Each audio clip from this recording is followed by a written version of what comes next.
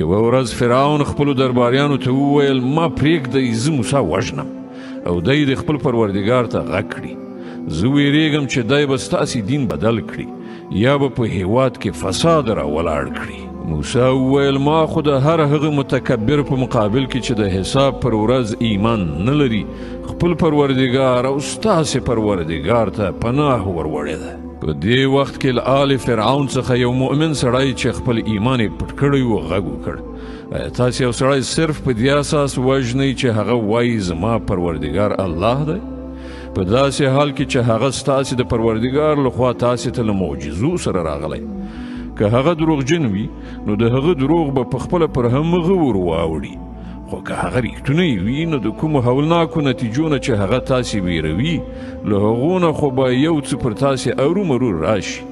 الله داسې یو چاته هدایت نه کوي چې له حده تیریدونکی او ډیر دروغجن وي ای زما قومه نن له تاسې سره پاچاهي ده او په ځمکه کې تاسې برلاسي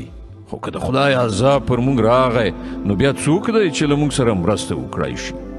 فرعون وویل زه خو تاسې ته همغه رایه درکوم چې ماته مناسبه ښکاریږي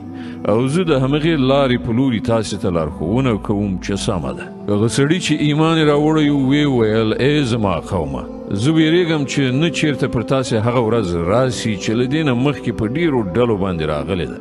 لکه څنګه ورځ چې د نوح پر قوم او عادیانو او سمودیانو او له هغو نه وروسته قومونو باندې راغلې وه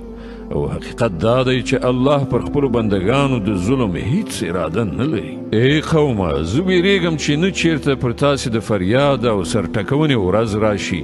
هغه وخت چې تاسې یو بل ته غږ وکړئ او په تیښته تیښته وګرځئ مګر په هغه وخت کې به له الله نه څوک ژغورونکی نه وي رښتیا دا ده چې الله چې څوک ګمراه کړي هغه ته بیا هیڅ څوک لارښوونکی نه وي